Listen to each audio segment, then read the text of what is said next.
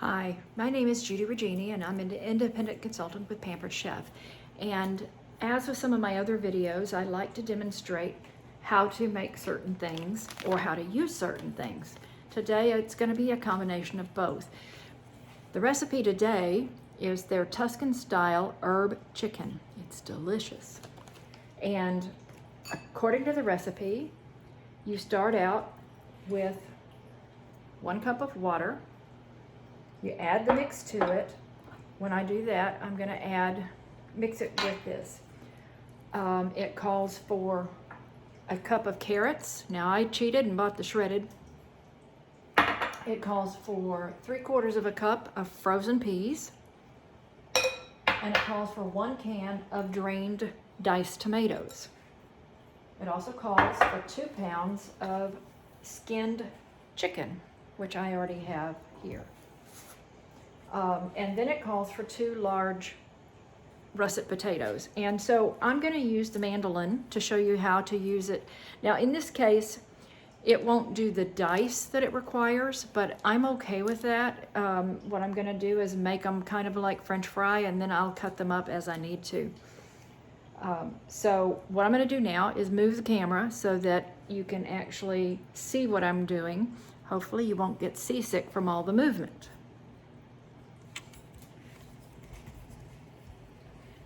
Okay.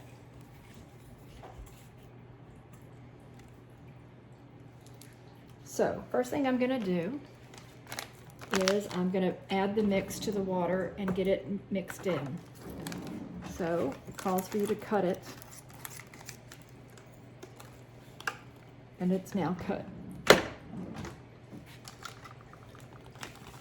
It smells delicious, by the way. So I'm just mixing it in. And then I'll stand my recipe back up. Actually, it feels like there's some in there. And now I'm just going to use the whisk and mix it up. Ooh, the spices are delicious smelling, even before I get started. Okay, so now that that's mixed, I can set it aside, and I'm going to set up the Mandoline. Now, 2 things you should know is I'm going for a medium slice, almost a French fry size slice, so that's the first dial.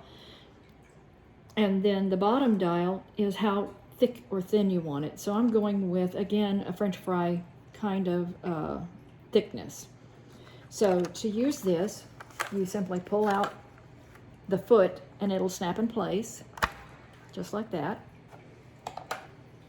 Then you can take this dish, and if you've seen my other videos, you know what I tell you is that this shape always goes up against the dials.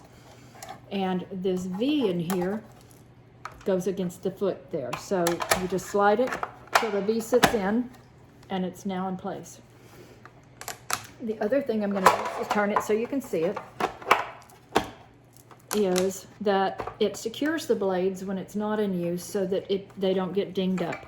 You just simply pull this lever, slide it down, and you can tell I did some carrots earlier. And then you simply drop this in here, and that's all there is to it. It's now set up and ready to use. And I already did the dial, so we're good to go. So here's how you use it. Now, what you're going to do is apply pressure and pump this pump here. So you're starting to get nice slices, and I didn't start that right.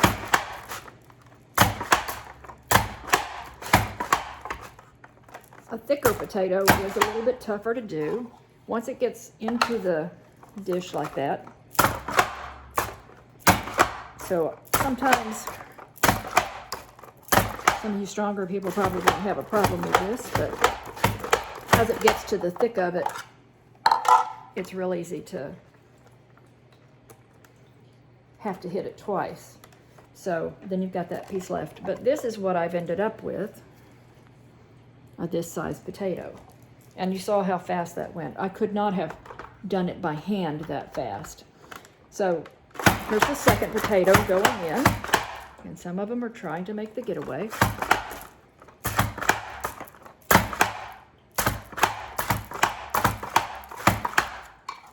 I'll use the guide.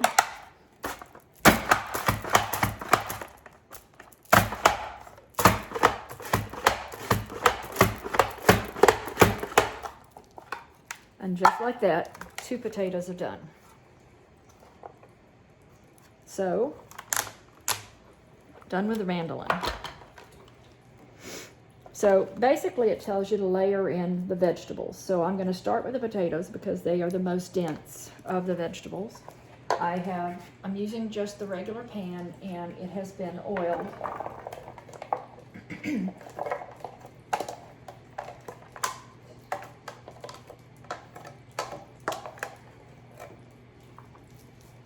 And just kind of spread them out so they cover the bottom.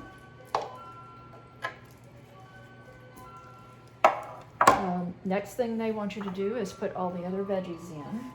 So I'm just going to kind of mix them in. In hindsight, you probably could have put all of the vegetables in one bowl and mixed them and dropped them in this way. And then the frozen peas. And just mix it so that they're all part of it. The diced tomatoes, which still seem to have a little juice in there, so I'm going to push them out instead of pour them out.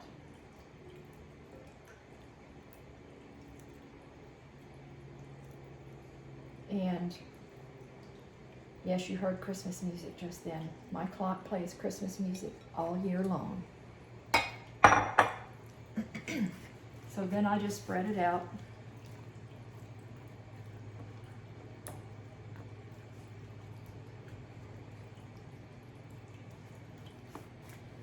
Then grab,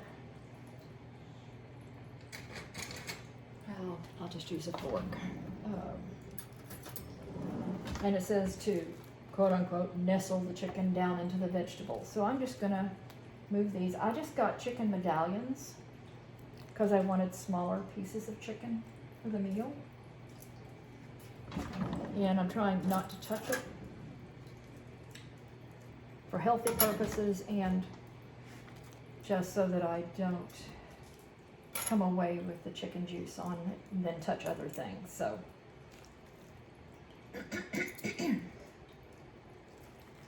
excuse my frog. So I'm basically just adding this and trying to fill up the pan. And this was just about 2 pounds of chicken, so it's just about the exact right amount that the recipe calls for. Turn that one, and then I can get this other little bit larger piece right there. So that's all of the vegetables. Then the other thing that you have is to add the juice, which is again the water and the Tuscan mix. And just pouring that over this. Making sure that it is evenly distributed, and I know I'm covering part of it up doing this, but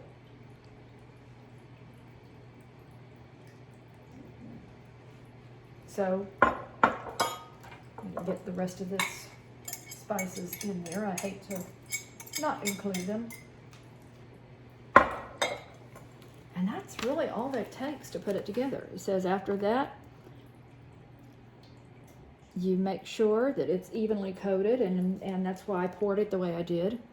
And then you bake until the potatoes and carrots are tender and the chicken reaches 165 degrees. And I can actually use my Pampered Chef thermometer.